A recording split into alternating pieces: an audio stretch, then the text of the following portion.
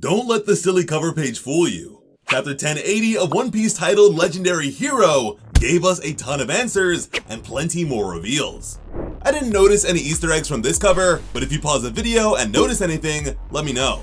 We kick things off far away from Egghead Island and instead on the pirate island Hachinosu, headquarters of the Blackbeard Pirates. And Captain Koby has just escaped. A declaration that the riffraff pirate population wasn't all too bothered by. After all, Koby was only captain rank, not rear admiral. Some would wonder how much his head is worth, so they would use Cross Guild's marine bounty system to check, which would finally give us a better idea of how these things work, and wow, Koby's shirt is expensive despite his rank. Wearing his original glasses on his wanted poster, Koby has a staggering 5-star bounty. That's worth 5 treasure boxes or 500 million berries. That's huge. Captains are usually only worth 1 star. To the pirates, Koby is on par with Luffy after defeating Doflamingo. But I'd argue that Koby is only around Alabasta level. You'll see what I mean soon. But what's even more shocking is that the rocky skull of the island suddenly began speaking. Because the left side of their chest began to tickle, which was where all the slaves were kept ahead of sails, this thing suddenly realized that the slaves must be escaping. Hearing this, some of the loser pirates started to think they could go buck wild and do as they pleased with the slaves. But the island would be quick to reprimand them and have them bring Koby back alive. Seemingly upset, it would threaten to tell Blackbeard if they did otherwise. Which was terrifying alone, but to have the threat delivered by a giant rock must have been even worse. From there, we would see Koby lugging around his chains, urging the other slaves to hurry. Now, Koby's armament haki must not be all that impressive if he wasn't able to easily destroy this thing instead of keeping it. I mean, it's not like he's a devil fruit user or anything. But regardless, instead of running off on his own, Koby decided to help the other people in captivity by acting as bait. Something they were all incredibly grateful for. Clearly showing why the people are such fans of Koby. I bet even Fleet Admiral Akainu would at least think twice before threatening his life now. And as you'll soon see, Blackbeard intends to take advantage of that as well. Now among these slaves, we have long arms, long necks, children, and even what looks to be a mink. To follow this, we would have the likes of Shiryu and Avalo Pizarro, 2 of the 10 Titanic captains. According to Shiryu, Pizarro can easily catch Koby. But Pizarro, whose face took form from the wooden floor, wasn't eager to do so since Blackbeard gets mad at him when he causes too much damage. So Pizarro apparently ate the island devil fruit, which let him take control of the skull from earlier. It seems to be a bit similar to Pika's stone fruit, but perhaps with even greater versatility. Floating on a bubble, Vasco's shot would wonder if he could get involved instead. His fellow captains were willing to hear him out, but when he revealed his plan to burn down the entire town so that there would be nowhere left for them to run, Pizarro wasn't exactly happy with him. I can see why this guy was an impale down. So apparently Vasco's devil fruit, the Glug Glug fruit, turned him into a booze man. Yet another really cool concept with tons of potential applications. So what do you guys think? Paramecia or Logia type? Either way, for some reason it looks like Vasco's nose might have armament haki on it. From there, we'd see perhaps the most titanic captain of them all. The colossal battleship San Juan Wolf in the midst of sleep. A giant that ate the big fruit. Otis decided to push his weird size proportions to the next level here. As he rode the giant's floating snot bubbles, Vasco was sure that he'd at least do a better job than Wolf. Elsewhere, Koby's plan to act as bait was working as several pirate grunts began eagerly chasing after him. Exhausted and likely malnourished, Koby soon realized that escaping on foot would be next to impossible. But at the very least, he insisted on buying the others enough time to set sail. As he ran, Koby reflected on his prior meeting with Blackbeard himself. Here, the diabolical Teach would wonder what Koby thinks about his plan to make Hachinosu an official country. He was even willing to have it be affiliated with the royal government so long as he could be its king. He loved the sound of the Blackbeard Kingdom. However, Koby, showing no fear at all, would point out the ridiculousness of such a plan. According to him, the world government would never acknowledge a country of criminals. And in a way, he's kinda right. They definitely didn't pay much attention to Alabasta or Dressrosa. But Blackbeard was in too good of a mood to have it be ruined, as he'd remind Koby how rude it is to trample on another person's dreams. Not to mention the fact that he planned to use Koby's life as a bargaining chip against them. Koby wasn't backing down here. He believed the world government and navy would sooner collapse than give in to such terroristic demands. But even more than that, Blackbeard was wasting his time using Kobe as a hostage since he's a member of SWORD. A mention which got the attention of the former admiral turned pirate, Kuzan. Now surprisingly, Blackbeard, despite his familiarity with things as secretive as the Lunarian race, had no idea about SWORD at all. Kuzan would then explain that if Kobe's serious, he'll be of no use to them since members of SWORD are Marines who are no longer officially recognized on paper. Furthermore, every member of SWORD has officially resigned from the Marines. This lets them ignore certain commands and protocols, such as engaging against an emperor like Blackbeard without permission, since the Navy can always disown them at any point. Which might just be what Kuzan himself is doing. A super secret member of SWORD. Maybe it would be called Hilt or something. But wouldn't it be crazy if his fight against Akainu for the Fleet Admiral position was just a clever cover-up? From the missing leg to the disgrace on his name, that would be one bold move. Either way, Blackbeard was quick to understand and could immediately rationalize the actions of certain Marines that they had encountered in the past, clearly preferring one type over the other. But he refused to back down now, and at least wanted to see how far this little plan would take them. Side note, did you guys notice that Shiryu is here, but invisible? Special conditions or not, Blackbeard is a master manipulator and wasn't willing to believe that the world government would write Kobe off that easily since he's such a beloved hero to the public. Even if they don't do as he pleases, he'll at least be able to deliver a blow to them, one way or another.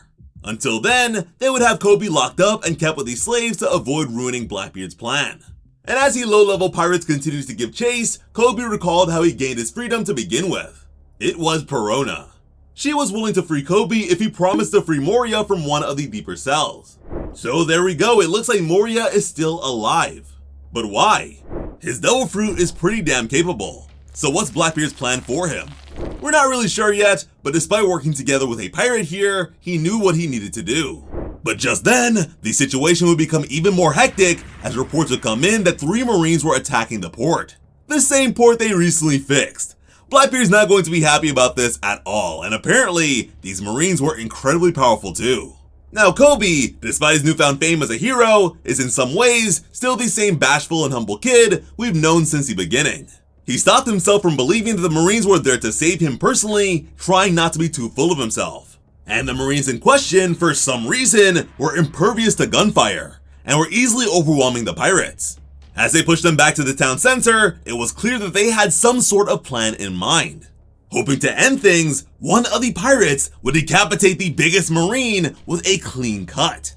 But even after his head rolled, the same man would begin to reform seconds later, away from it. The terrified pirates would wonder if he was made of clay, soon coming to the realization that they must be up against a Logia user. But what's weird about that is that this guy pointed out that the sword attack stung. Very weird for a Logia user, but keep watching to understand why that's the case. And listen, things would only get weirder as one of the pirates would notice and wonder if one of the surrounding buildings just moved. A concept too ridiculous for his companion to truly acknowledge as anything more than drunken foolishness as they lost track of Kobe's location. Soon after, 2 pirates would notice a woman speaking to and whipping the side of a building, telling it to get a move on. This weirdo was getting naughty with a building, much to their confusion. Turning her attention to the 2 onlookers, she was revealed to be Rear Admiral Kujaku, a member of SWORD that ate the whip fruit, making her a tamer woman. She's also the granddaughter of Vice Admiral Suru, which I think is really cool. After calling the 2 men cute, she'd urge them to get a bit closer, fully prepared to break them in, which seemed to both shock and excite them. Eventually, Kobe unfortunately found himself surrounded by these idiot pirates who, instead of capturing the guy like they were told to, decided to sentence him to death by firing squad. Which honestly reflects poorly on Kobe's observation haki. But as they shot, instead of bullets, they released flowers. One of the pirates was completely enraptured by their beauty before quickly coming to his senses and wondering what was going on. Apparently, these things are known as gunpowder flowers, which immediately caught the attention of Kobe, who recognized the flowers and knew his junior, a woman by the name of Hibari, was responsible. And there she was, perched on a rooftop, quickly telling her senior to make his way over to her. Revealed to be a commander and member of SWORD, Hibari is also quite the tsundere, as she told Kobe not to get the wrong idea. Instead of being here to save him, she insisted that she was here for lunch and just so happened to be in the area. when in reality, she was begging to go save him with tears in her eyes not too long ago. Despite her obvious lie, by using her flower bullets, the guns of the pirates will be useful for a while. With Kobe secured, the operation will be moved to its next phase as Hibari spoke with a man by the name of Prince over Denden Mushi. This is the guy Hibari and Helmeppo were begging to go save Kobe since his rank is Vice Admiral. This guy has more cap on him than the average anime thumbnail. Apparently he ate the squelch fruit, which turned him into a clayman. So it looks like those Logia guys from earlier were actually just clay golems created by Prince Gruss. I feel like Paramecia is a safe bet, but if you think he's a Logia type, you better be able to explain it in the comments. And to continue one of the most well-organized attacks we've ever seen in One Piece, Gruss would assess the various situations of his comrades to ensure that everything was in place, as the many pirates remained bewildered by the layout of their newly remodeled town center, now noticing a blockade of buildings barring their escape. Elsewhere, we'd have Tashigi confirm the completion of their preparations as Helmeppo urged everyone to hold on for dear life as Garp laughed to himself before his entire ship launched into the air like the Thousand Sunny. Now, if Tashigi is here, where is Smoker? Well, I'm gonna go out on a limb here and say that Oda might just be preparing something big for him. We all know how much Oda loves to foreshadow future events with his cover pages. Like I said earlier, this chapter's cover isn't too crazy, but that does not stop older ones from being relevant to current events instead. Way back with chapter 951, Oda had a very strange combination of characters come together for a color spread. We've got Luffy, Sabo, Law, Buggy, Rob Lucci, Boa Hancock, and finally, Smoker. Now if you notice, each and every one of these characters has received some sort of major focus post-Wano, except for Smoker. As a mangaka, Oda is not only notorious for these sorts of Easter eggs, but also for the fact that he works so far ahead of where the story is currently. Let me know if you see the vision and what you think might happen with Smoker. Now, as this massive battleship flew overhead, nobody, including Kobe, could believe their eyes. An unbelievable sight that was made even more alarming by the appearance of a single man standing on top of it. Try as they might to flee, there was no escape left for these pirates. From there, it wouldn't be long before this mysterious figure would be recognized as the legendary hero himself. As crying of laughter with his arm prepped, it was Luffy's grandfather, Vice Admiral Garp.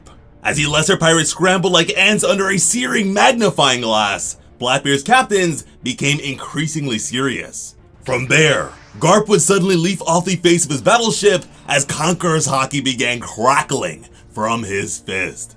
Calling out to the pirates, he'd let them know how stupid it was to kidnap Kobe, the future of the Marines. Kobe could not understand why Garp and the others would go this far just for him, as the various pirates prepare for their final voyage to the afterlife.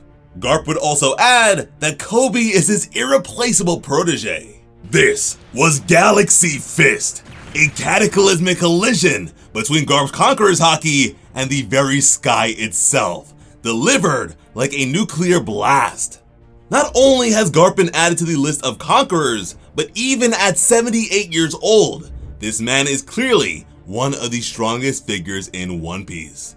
This is yet another chapter of Oda revealing the power of his most legendary characters, and we haven't even gotten to Egghead's war just yet. One Piece is really killing the game right now. This chapter served as an introduction to several characters and their respective devil fruits and abilities, which can only mean that Oda is preparing to run amok with them soon, which is way too exciting. As always, I'm Slice of Otaku. Thank you all so much for watching and have an awesome day. I love you.